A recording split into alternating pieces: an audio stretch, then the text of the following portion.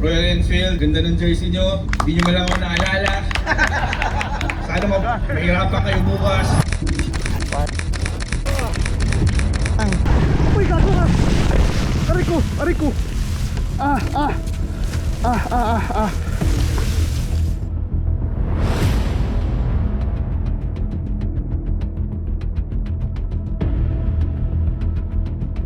Big energy, low effort. Look at me, that's pressure. I don't chase, I get her. I don't beg.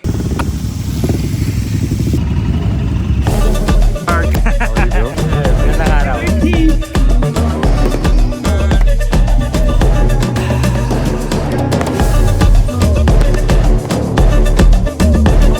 Ano yung na-expect mo? Matapos. Pero enjoyment ng tropa. Tingin mo ba mahirap? Mahirap. Expected na. lahat ng trail eh. Simula nung nag-adventure, hirap na eh. Pero I'm anticipating syempre yung culmination ng brotherhood, camaraderie na na-build nung past na off-road trails ng tropa. Barney ready! Walang buhay ah. Yung feeling is a mix, no? Nandun yung kaba, takot, and excitement, no? Kasi nga, ang daming riders na bumiyahe from Luzon, Visayas, na lahat nag-converge sa Mindanao. Nakakatakot, lalo na nung sinabi na first day pa lang, 95% off-road.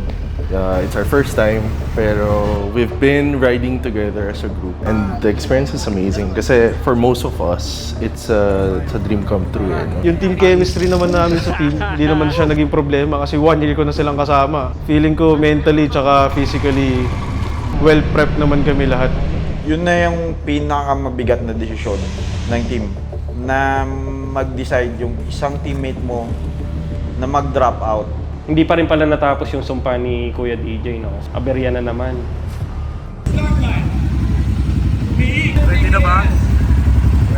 Ready na, Sir Glenn? Ready na.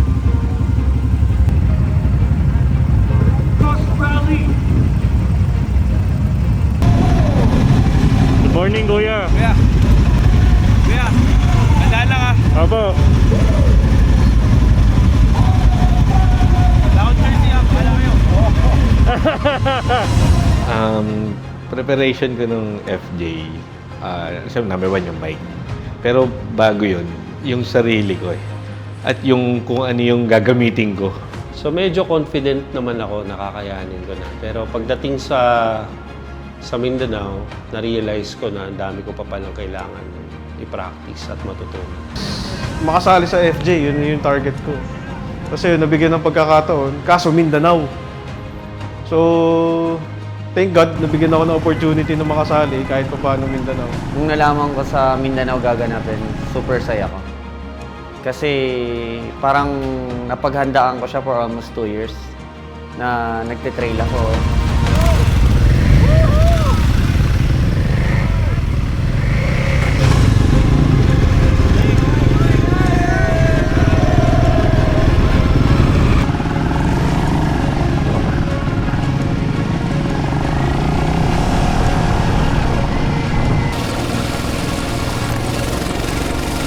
Day 1, I think the sun went up, all sunny na all through. Yung sa part na papunta sa Rally Stage 1, meron kasing ano dun eh, mahabang lusak. Ay, yung muddy. Oo, na ang daming nagsisimplangan sa dulo, which is bend lang yun.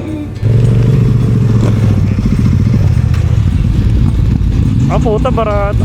Remember yung Glenn, yung unang sabak natin na papasok tayo sa first day, yung lusak. Grabe, ang liit lang nung daanan, pero madulas na siya.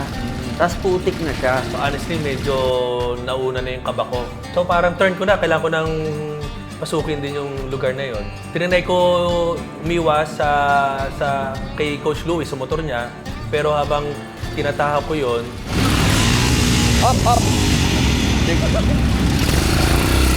Tumama ka sa akin eh. Kaya dito. 1, 2, 3 ka.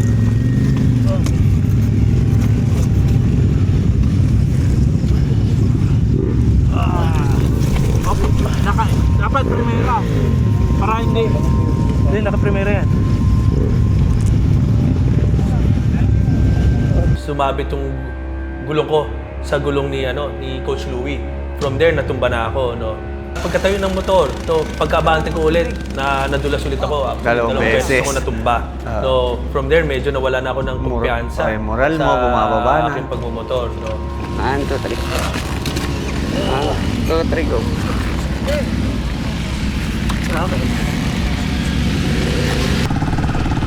Pasensya na po, pasensya na. Kaya Torny, bomba dyan, bomba. Oh, para. Nalaglag ka, Torny. On my count. 1, 2, 3. Okay, bomba na. Angat ka na. Huwag ka na dyan sa baba. Okay. Angat. Go. Diretso na po. And pagdating dun sa dulo na ng mahirap na part, 5 minutes, dumating yung second. Team 2. Which is sobrang solid na. Starts na lang, ride as one. Connect tayo, connect! O sige, tara! Puta, ang ganda nyo dyan, bro. Nasa likod ako. Huwag kinangangas. Nice shot! Woo! Pagkatapos nun, banayad na. Agree. Pagkabanayad nun, yun na yung umpisang may mahabang papaba, as kita mo yung scenery. Grabe. So, lahat ng ingay na, ang naririnig mong, ang ganda! Dalaw! Yun nga. Okay, Tolly. Sobraan sa tingin. Okay na, kami na dito. Patay engine. Teka lang nakaipit pa mo? Teka lang. Parang na-outbalance ako eh. Sobra kasing loose nung gravel. Bagsak ako. Anong nangyari? Nadaganan yung right leg ko. Bumagsak ka kasi. May tama sa confidence mo eh. Medyo nawalan ako ng confidence. Parang kinabahan ako.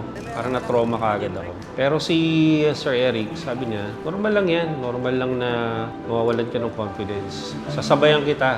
Mabalik natin yung confidence mo.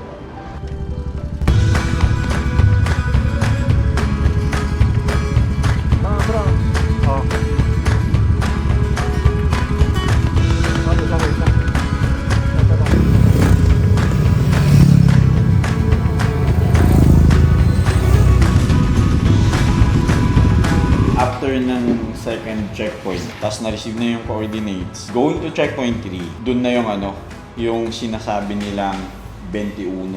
I think yun yung talagang totoong kaba natin. Pag power dito, diretsuhin nyo na. Huwag kayong kakaliwa, kakanan. Sundan nyo lang yung wave sa kaliwa, sa kanan, okay? Puro sound ng motor na nahihirapan Oo. Yung parang Naririnig biglang na naging natin enduro truck na bigla na may traffic sa taas. Inakit natin at some point, nag-rest tayo sa isang corner. Tapos in-assess natin. Yung una kasi, everyone was still smiling, everyone was still laughing. Tapos all of a sudden, parang hindi na masaya lahat. Bumababa na, napawis na. Dito kayo, walang hihinto. So nag-strategize tayo dun, no? Kaya Jong, anong status dyan, Kaya Jong? Medyo nagkakahirapan pa pitong bike yung nandito, nakapila. Yung 7, yung 7 parang pakadang, ano pa, mas malala. Pakadang, na-setting mula kay tatay. Buwelta na dito, no? Buwelo na tayo dito sa baba, tapos dire-diretso na sa taas. Experience ko dun sa 21, yung unang 7, okay pa eh.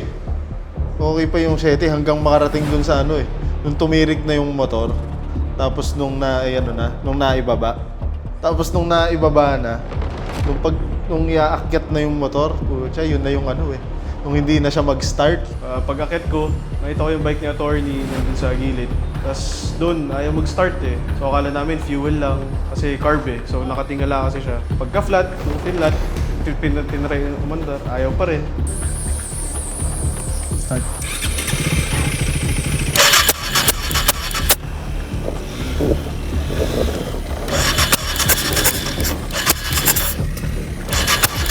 Check na halos lahat eh. Fuses, Okay spark naman. plug, okay naman. Tapos yung cap, okay naman, may kuryente. So technically, yung bike ni Atty. Nakaganto. Sa gitna ng bundok, piniga namin. Binaklas natin. Binaklas namin yung crankcase. Tapos pagbaklas ko ang crankcase, pag angat ko, ting! May tumunog. Di ko alam anong gagawin kasi di pa ako nakaka-experience ng ganun sa 411. Isa-isa na naglaglagan na yung gears. Binalik namin lahat. Tapos pagbalik, sira pala, napagtanto, spark plug lang. Gago, sobrang saya, puta ina. Sobrang dali ng ruta. Puta, pwede to rutang ina. Pero hindi tayo pwede magreklamo. Kasi, Tinira daw to ni Don Joseph. So, malalakas kami. Kaya.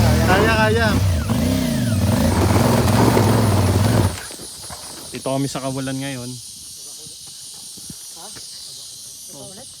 Parang kinopya takadang dito eh. Oo, pre. Kinopya takadang dito. Sabi na may sira. Mga ano na kami dito, isang oras. Madami ng grupo dumaan. Nagbara na rin kanina.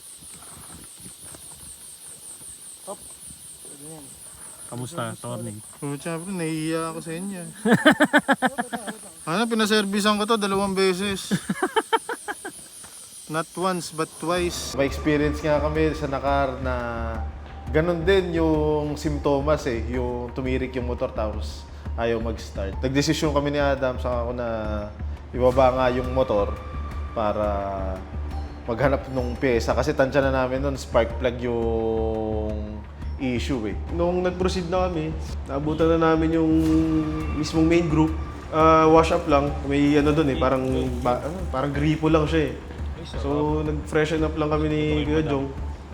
Parang nag-trekking kami, FJ Trek. So, yung 21, inakyat mo na ng motor, binaba mo na, akyatin mo pa ulit palakad. Kasi attorney, nandun pa rin sa baba, bumaba siya doon para maghanap ng spark plug. Yun nga lang, binaba ko na yung motor, maalala ko, meron naman ako spark plug. So, yun na lang yung ginawa ko. Pinasok na lang yung spark plug ko dun sa motor.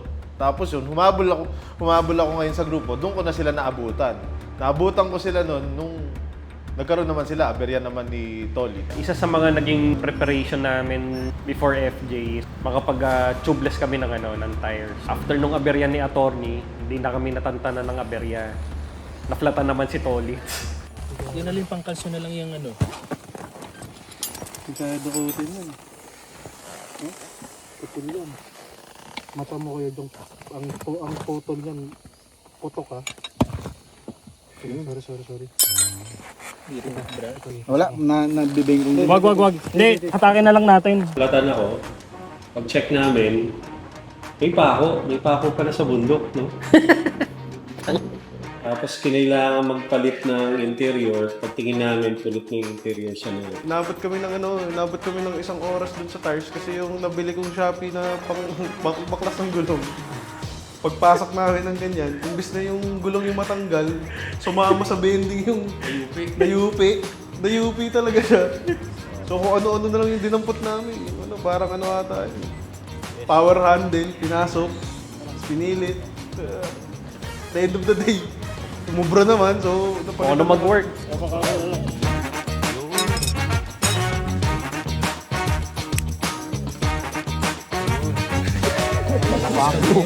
Hangin. Ito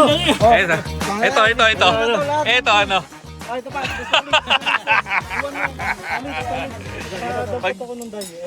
Ito, Stay still, picture. Game. Para sa contribution. Ayan. One. Ayun, Si Adam. Si Adam. Dito. Hawakan mo to. Yan. Ng ano. Adam, anong masasabi mo na hindi ka nagpa-tubeless? Nagsisisi ako. Love ka namin kahit anong mangyari. Pero putang ina, magpa-tubeless ka na. Joke lang. Love ka pa rin namin, Tolid. Ikaw pa ba? After namin ma-resolve yung yung tire issue, biglang dumating si attorney, gumagana na ulit yung motor. So, sobrang nabuhayan kami kasi despite all the aberya, ang dami pa rin maganda nangyari. Yung, medyo mabato, sobrang haba. Loose gravel. Tapos ano, meron tayong bangin sa gilid ah. Tingin kayo dito. Dito kami nakatayo na. Ito sa taas oh. Mga tropa! Woo! Troops! Dyan, babayan, di ba? Pagbaba, yung isang ahon, malalalim yung rat. Bangin yung gilid.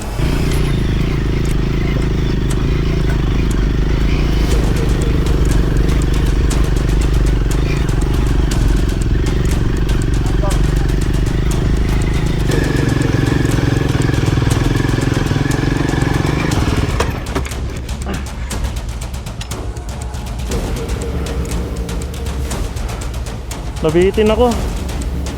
Wow. On the way no sa pagtapos ng checkpoint 3, so nakarating kami sa PNP checkpoint.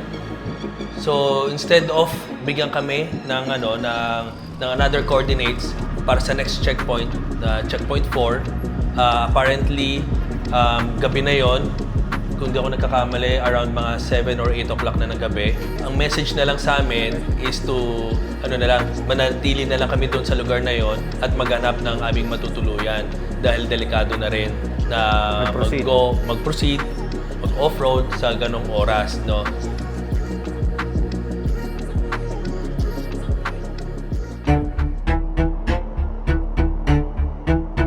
Dito ng FJ, gagawin yung clutch lining ni attorney. So yun, nung nilabas na yung mga parts, tinignan muna kung paano gagawin. Then yung mga tools. Kasi ang dami, yung mga socket, yun, kung ano-anong klaseng tools yung dala ko. Konting idea naman ako sa clutch assembly. So, binaklas yung crankcase, tinanggal. Pinapicturean ko muna yon bago ko baklasin yung clutch lining assembly. Pinapicturean ko muna para sure, tapos nagbaklas, palit ng clutch plate, tsaka technically buong assembly na yung kinabit ko. Tapos hindi ko alam siguro sa time pressure na rin. Kasi parang nag-start ata kami, mga 7:30, gano'n eh. Alas 9. Gising na tayo, 5. 5, oo. So, siguro nag-pressure na rin ako o wala rin ako sa ano. So, nung binabalik na namin siya, pinagsama-sama ko na yung mga piyesang hindi nagagamitin, nakakala ko hindi nagagamitin. So, binalik namin, tinayo yung bike. Kasi technically wala kami dalang langis, so nakatumba ulit. Tinayo yung bike, pinaandar.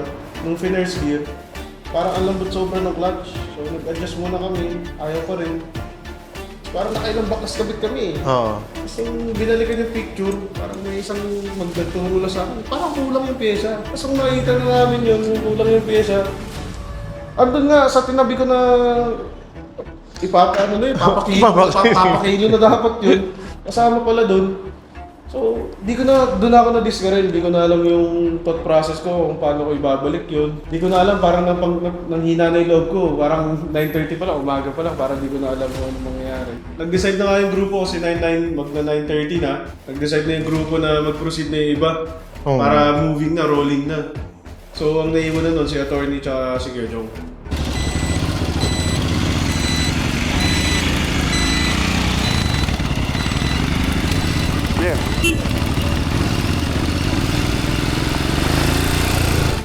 Pinilit pa namin ayusin, pinagtulungan pa namin ni Kuya Jong na baklasin for the last time yung motor. Di pa rin umandar yung motor eh. Yung pagbaklas, tapos yung pagbalik, it takes 1 to 2 hours.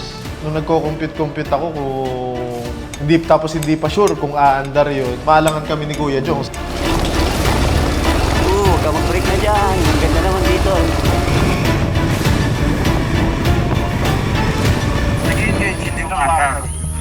Ngayon, dito namin sa baba, sa may checkpoint. From Cagayan de Oro, 1 oras lang, mahigit, papunta dito sa shop.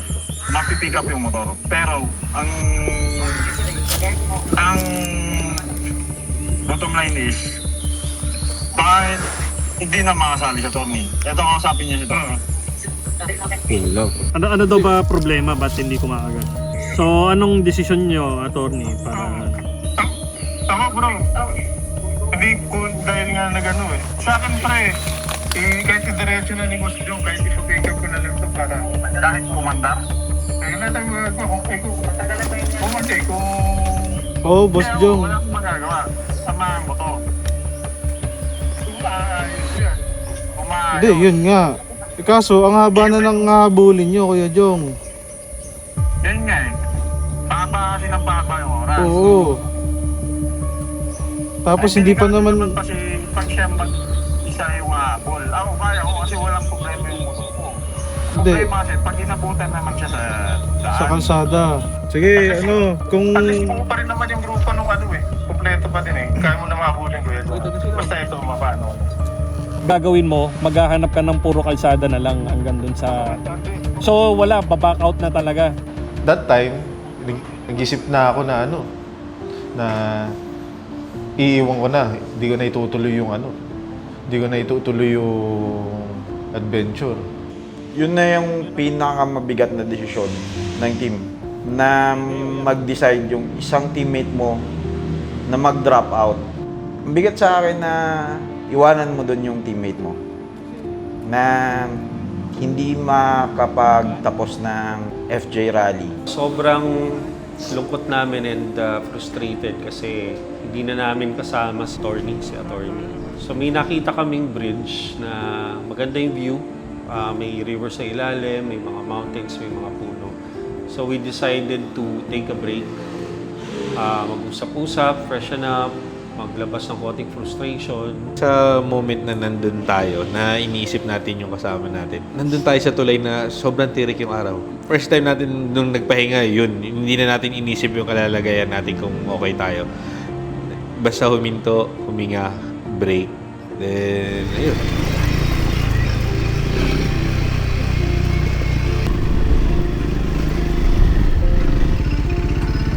May motor? May umahon? May pasaka? Pwede na? Pwede na ako? Pwede na ako maglusot? Okay.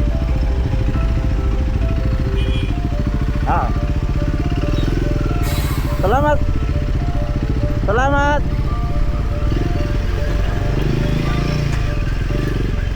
Tumulak na ako pag humahabol na ako sa isang team.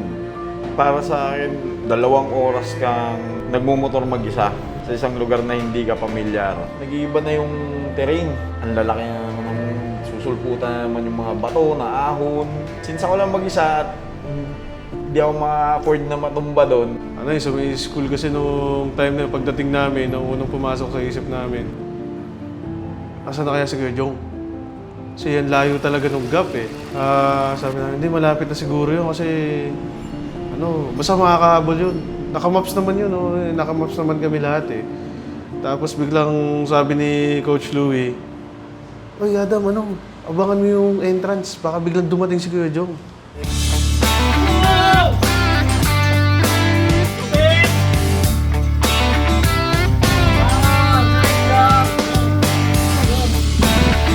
Then lo and behold, biglang dumadating si Kuya Jong dun sa entrance ng school. Nagsigawan na kami lahat. Nagsigawan na kami, galing mo, puta ito! Takin na! Buhay na. Buhay na naman kami. Buhay na naman kami. At the same time, syempre, doon namin na-realize na at least yung both teammates namin safe. Attorney, safe, regardless kung back out siya. Tapos si Kuya Jong, safe na nakarating dun sa school. At least nung pagdating na sa school, kompleto kami siya. Safe naman lahat. Tuloy ang laban. Tuloy ang laban. Yun ang importante eh. Safe makauwi. Kuya, akin na lang yung motor mo.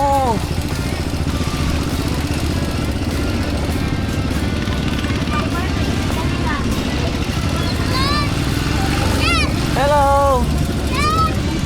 On day 2, we are tasked naman bumisita sa 3 schools. Meron kaming 3 envelopes na dala na may lamang mga school supplies. Isa sa main reason bakit ako nag-join ng FJ is dahil sa objective na ito ni FJ, para makatulong sa mga communities, far-flung communities. Hindi biro yung aming ride para lang mapuntahan ang mga school communities na ito. Mahirap yung aming dinanas, makarating lang dito. So, it's very memorable sa akin ang experience na to give back to the community. Enjoy na makikita natin sa mga bata na sumasalubong sa atin. Sobrang saya. na very excited sila welcoming us. Sobrang nakakataba ng puso. Those schools were really remote. Ang hirap niya puntahan. To a point na naisip ko, how did they build this school? How does the student go there? Ito ba yung mga kwento ng mga siguro lola at lolo natin na I had to cross the river just to go to school, di ba? Yan, totoo. So parang, yeah, it exists and it still exists until today. So, kamusta? First time? Feel mo? Feels great. It's a dream come true. Okay lang naman. Medyo medyo pagod lang. Tapos yun, ito. So, last team to arrive kami. Minus si attorney. Hindi na kinaya ng motor. Uy, tangin na. MVP. Lahat tayo MVP. Yo. Wala akong first time.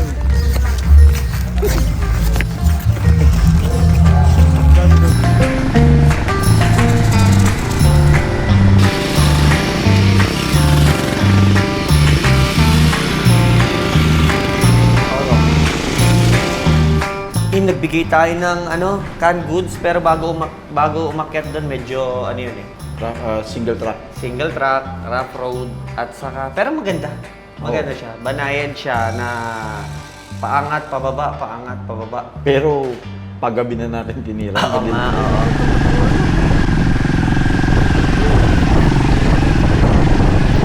Uy, gago ka! Aray ko!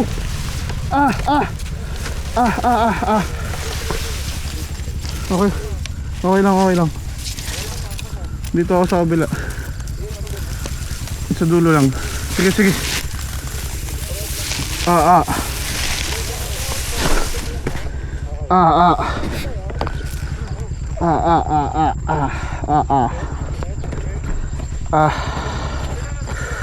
Okay lang.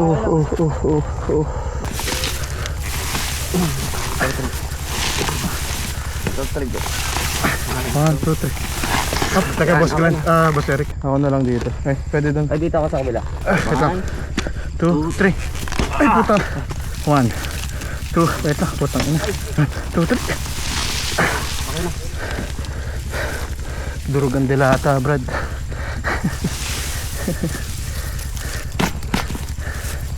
Teka, Boss Eric. Sige, diyan muna. Check damit ka muna ako. Basag. Boss Eric ta. Ilaw lang. Ilaw lang. Puta, lahat gumalaw Okay na.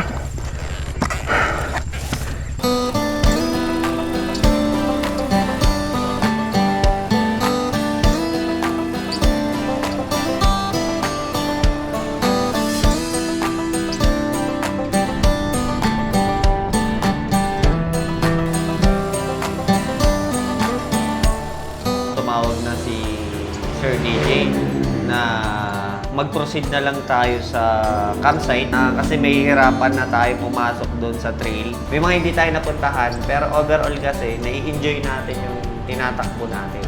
So, umalis tayo ng checkpoint 4 which is like 6:30. Pero hindi tayo pwedeng magbilis. Hindi ka pwedeng magbilis kasi nandun na yung ini-impose na 80. Luckily, dumating tayo ng 8:45.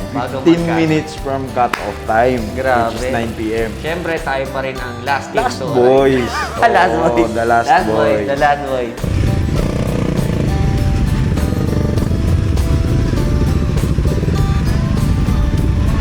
Ay, finally! Nakahabol! Woo! Thank you, sir. So, camping ko kami ngayon. Si Coach Louie. Hello. Sir Jim. So yun, ewan ko po, may naglulutuan po dun eh. Sino? Kilalanin natin sino itong mga nagluluto-lutuan. Tolits. What's up? Max. Sir Eric. Bago maligo. Sir Eric. Hello. Sir PJ. Yan no. Niluluto nyo ay? Kambing. Sinigang na kambing. Bakit parang puro sabaw? Sa ilalim yung Ito si Kuya Jong, ang superhero ng Adbil Durog. Set up pa lang siya ng tent. Siyempre, save the best for last daw. Si Boss Glenn. Boss Glenn, hello. Kuya Jong. Oh, teka naman. Hi po. Kulit eh. Isa na lang po ang kulang. Chris? Ikaw na lang kulang? Saan ang pintuan mo? Please. Lupit oh. Hubo na.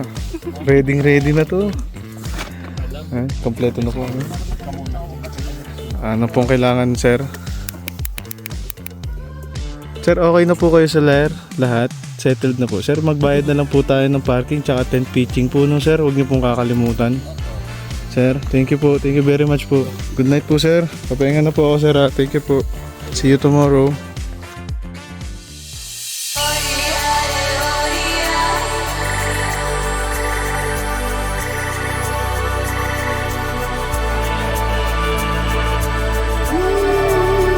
So, during day 3, so finally, nag-camping na kami. Interestingly, nalaman namin na we were first in line. So, syempre, we're excited na we finally makakabawi tayo sa points, sa time. Mauuna tayo sa lahat. So, yeah, it was very exciting. And then, when we got the coordinates, there were 2 options. So, option 1, we had to yung short route, pero mabilis, mahirap, and then the longer route. So, we all decided, medyo nag-argument pa kami. But then we decided to take the harder route kasi may abang kami. Meron lang.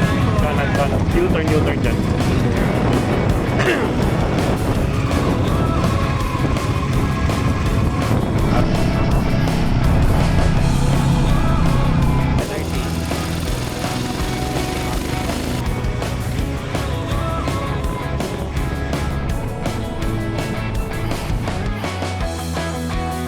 Isa ito sa sinuporta ng FJ, yung Cedar.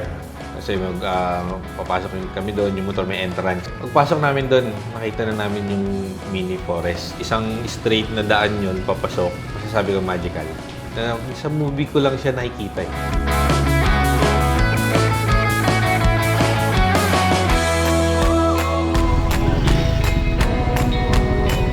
Coach Toto! Tapos na po! So yun, going na kami sa checkpoint 3. Feeling namin kasi first to take off kami. Maganda yung pakiramdam namin kasi feeling namin makaka-finish kami ng na may liwanag pa. Hindi pa rin pala natapos yung sumpa ni Kuya DJ, no? So yun nga, on the way to checkpoint 3, aberya na naman. Na-flat si Boss Glenn. Na-check na sa TPMS. So tumigil kami saglit for a while, naghangin. Then nag-check lang muna yung mga leak, kung saan nagli-leak eh. Sa gulong, wala.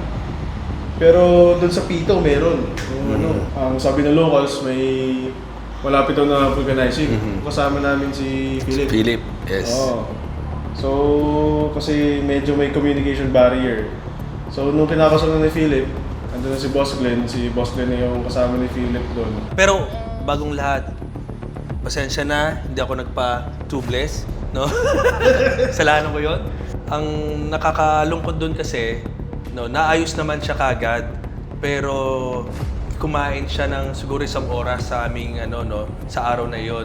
Kaya parang yung momentum medyo nawala. But after naman nun, naging dire-diretso. And mabilis din nga yung pagka-vulcanized. And swerte dun siguro is minor puncture lang ang nangyari sa inner tube.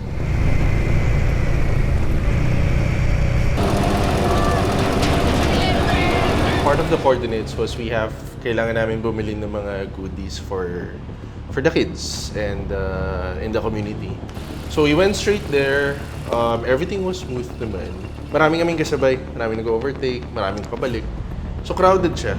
And but it was very steep talaga. It was really steep to a point na may lusong, loose gravel, walang kasalubong. Enjoy lang, tayo lang guys ha. Primera. Enjoy nyo. Drop na ito. When we went there, when we gave the candies na, it was so touching kasi daming bata tapos tong-tuwa sila. Na to a point na feeling ko, hindi lang ako, na feel din namin na we should have brought more. No? We should have not only given the kids, we should have given the parents to everyone there. So parang yun lang, the feeling of giving is beyond but it's just very satisfying din. Pinahanap ko! Lupit! Habol pa! Pinapaligo tayo pag ito yung labas.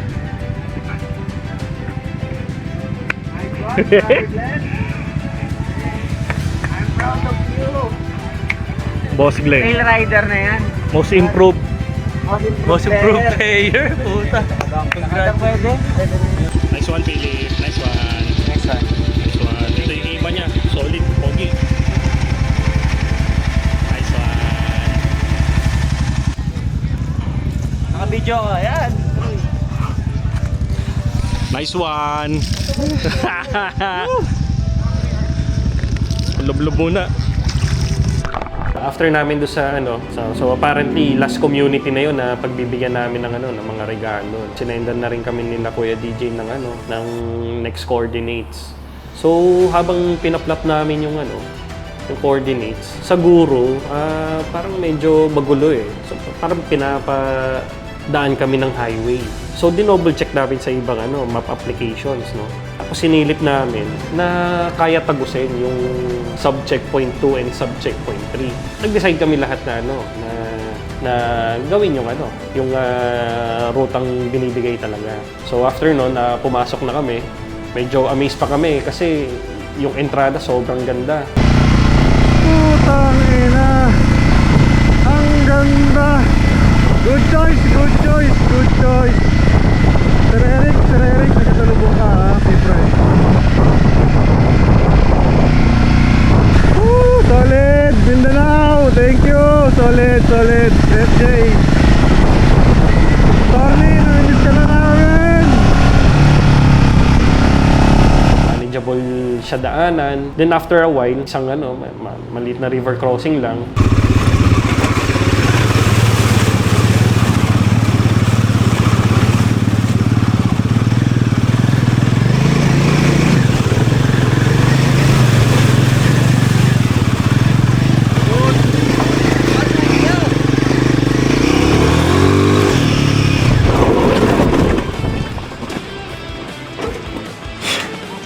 Tanginan, dali lang pala nun eh.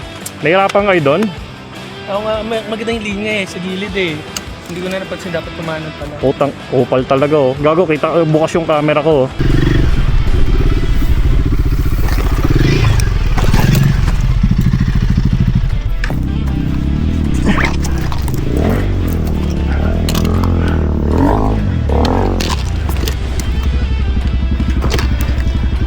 Gago ba yun? Nakapag-park na ako, dito pa ako tumama. Nakikita natin siya maganda eh. Pero yung maganda, nag-iiba na. Nagkakaroon na ng happy hill, tapos nagkakaroon na ng mga bato. Siguro mga bato na ganito, hanggang nagiging 2 na, 3, 4. Ayun, nakita kita doon, nadaanan kita. Na paakyat, nandito ka na sa may kaliwa, malalim. Kaya yun na yung nagsimula na doon na tayo sa may taas, nag-stop na kasi sobrang hirap na nung paakyat na yun. Actually, before namin i-plot yung route na yun, yung mga warnings na kami natanggap eh. Na mahirap nga daw.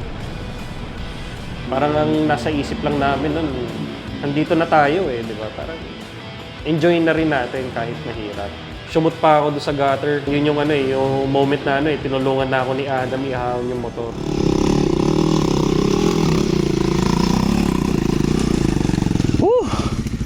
Grabe. Parang takadang ah. I love you Kuya DJ. Bibigyan kita ng jersey next time.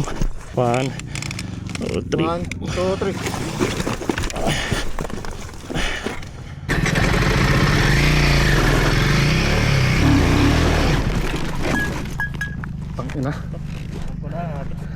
Ina. Amoy clutch ha. Hindi, sunod hindi na. Oh. Alam ko na, Adam, sinasadya mo para masira yung motor. Tapos, habang inaahon namin yung motor, akala namin, lahat ng kasama namin, nakatawid na. Tsaka nakaahon na doon sa kung nasan kami.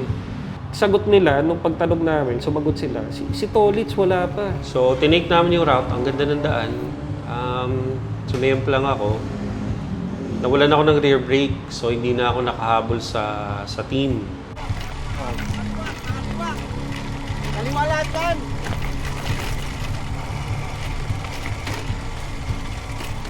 Ah!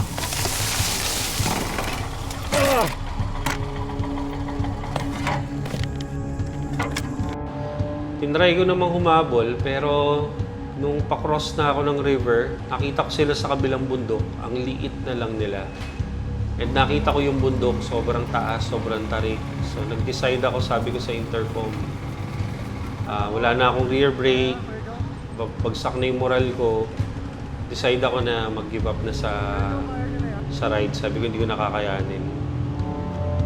Tapos, ang hirap na rin kasi pag wala kang rear brake, pag downhill, sisemplang ka talaga. Nagulat ako, may bumababa. Layo ng bundok, si Brother Adam pala. Pero may motor pa doon? Dito na? Tolits, please, please, please. Konti na lang, Tolits. Tolits. Ay, sige, sir. Pagdating niya sa akin, sinabi ko, Adam, di ko na kaya. Wala na akong rear brake, bagsak na yung moral ko, ang taas ng bundok, di ko na kakayanin.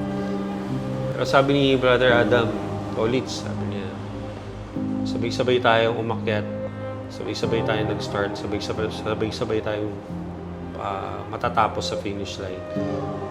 Hindi ka namin iiwanan, sabi niya. So nabuhayan ako ng loob, pinilit ko, so nakaakyat kami dire-diretso. Gago, naiyak ako. Umiyak.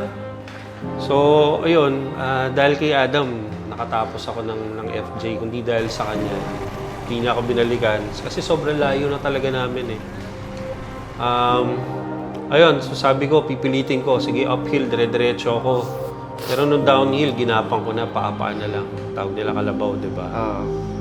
So, downhill, pinilit ko hanggang natapos namin. So, kung hindi talaga dahil kay Adam, hindi niya ako binalikan, hindi niya ako in-encourage, hindi ko matatapos yung FJ.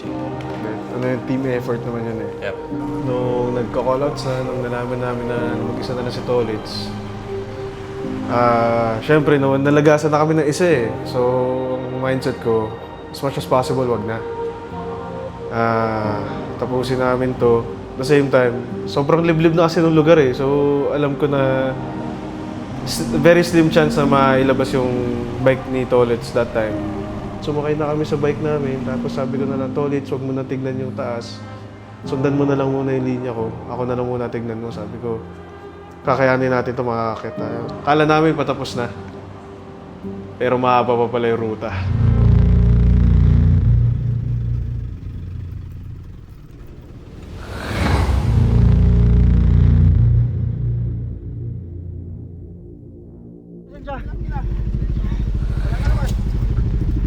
Diretso boss G, diretso boss G. Dito ka, dito ka, dito ka. Umaho nga, ay putang.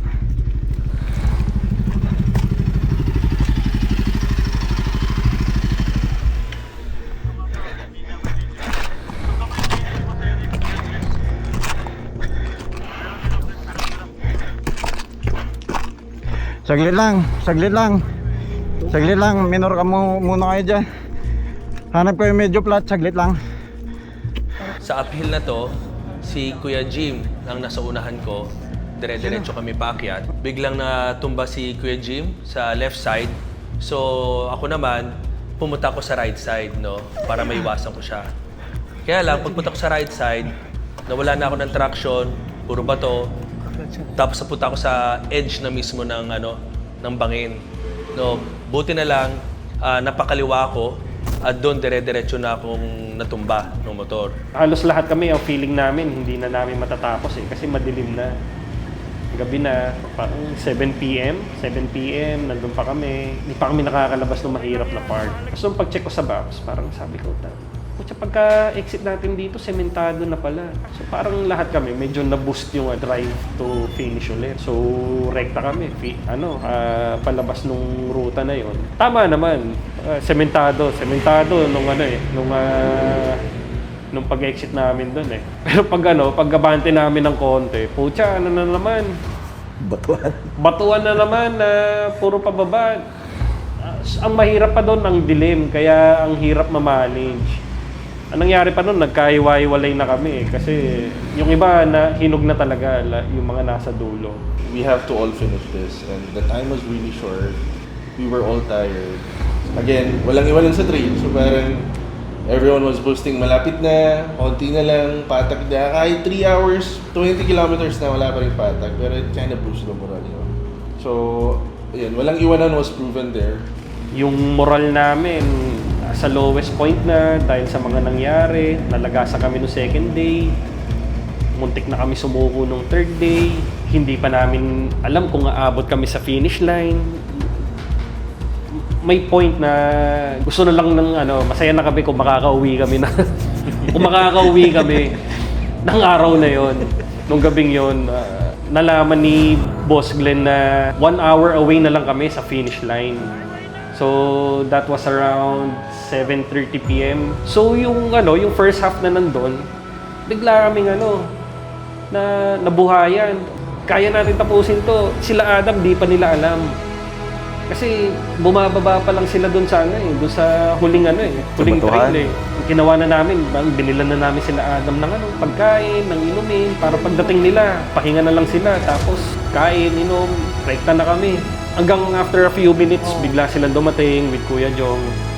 Hinihintay sila sa baba. Pagkita ko kay Adam, ewan ko kung anong tumatakbo kung anong nararamdaman niya eh. Medyo naging emotional siya nung time na yon. Pero inassure namin siya na, hindi Adam, may good news si Boss G, kaya natin tapusin.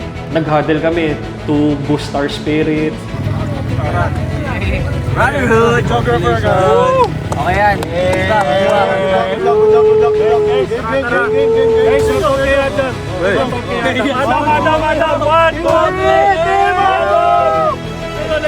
So parang, it was like times 2 times 3 for us. Kasi number 1, feeling ko kami lang yung night trail. Tapos pababa pa yun. Tsaka like, pusansan na kasi ilang beses na nahulog. So parang, di ko alam kung saan nakagagaan. So parang, tsaka alam natin na tayo na yung last group talaga eh. Oo, tapos yun nung nakita ko lahat, sabi ko, yes, may hope.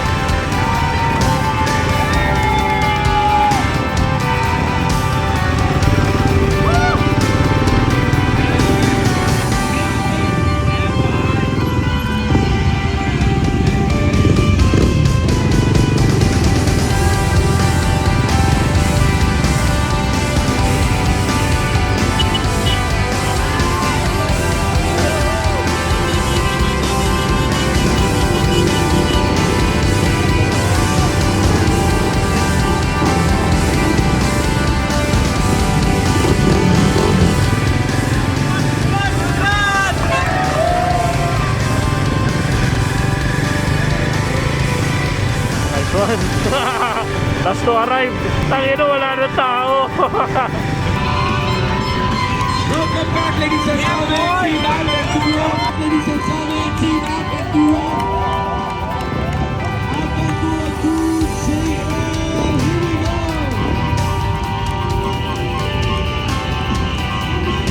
Konti na lang yung tao. Kind of bring a different hope. Uy, finally, this is what we've prepared for the whole year. This is what we've been waiting for. Nakakagaan. Ang gaan ng pakiramdam na lahat ng yung 3 days na nangyari sa atin na hirap, pagod, puyat, nawala lahat. Especially isa nating kasama na si attorney yun. Nandun siya sa may pagpasok ng gate. Nakita natin siya nung nandun na nag-cheer sa atin. Parang sa 3 araw na yun, parang deserve siguro namin ng tagi-isang case ng beer. Sobrang emotional, physical, halos lahat-lahat na halo-halo na eh. So, di ko na-expect na ganito pala maging sumali sa FJ na event. Kita nila. Yung mga OBR, sobrang salamat kasi iba yung pakiramdam. Hindi ko naramdaman na tayo yung huli kasi nga iba yung warm nung pag-receive sa atin, no? In-expect ko kasi wala nang tao eh. Pero pagdating doon, yung mga from RE Davao. Yes, andun. RE Davao, grabe. Hindi lang naman yung OBR namin, yung RE Davao, sila Carl, MSI. So yun, kami dalawa ni Kyojong nag-vow na kami na 2026 eh. 2027 FJ. Sali ulit kami. Kahit dalhin niya sa China siguro, pwede. Basta may tawid lang namin si attorney. Pero kailangan naka 450 na si attorney. Kahit anong lakas mo, kahit gaano ka kalakas sa trail, kahit gaano ka kalakas physically and mentally, kung wala kang teammates, kung mag-isa ka lang, di mo, feeling ko mahirap matapos yung ganong sitwasyon eh. Ngayon ko lang habang nanonood ako kayo, habang ini-interview yung for this docu, ngayon ko lang narinig yung full picture nung pinagdaanan ng tropa. Nung kumalas ako, never ako nagkaroon ng doubt na hindi nyo mafi-finish. I'm sure mafi-finish nung Advendurog yung FJ Moto eh. Ngayon, narinig ko yung talagang pinahirapan yung grupo. Naramdaman ko naman, halo din eh. Halo eh. Actually, hindi ako nalungkot kasi ang lungkot ko nung naraman ko nasira yung motor. Yun yung lungkot. Pero ang feeling ko nung finish ay, bitin kasi hindi nagulpo yung katawan. Yun, bitin yung yung FJ experience ko. Yun yung FJ story ko. At ngayon, syempre, papunta tayo sa exciting part. Kasi may part 2. Yun yung FJ story. Susunod na documentary na yun. It's not about who wins first, who's a better brand than the others, who's the better rider than the others. Hindi eh. If you remember, Sir DJ always reminds us to leave our ego behind.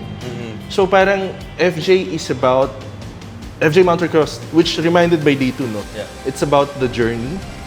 It's about the people that we ride with, and most especially the community that we pass by. So when we say community that we pass by, it's about what do we leave behind to them.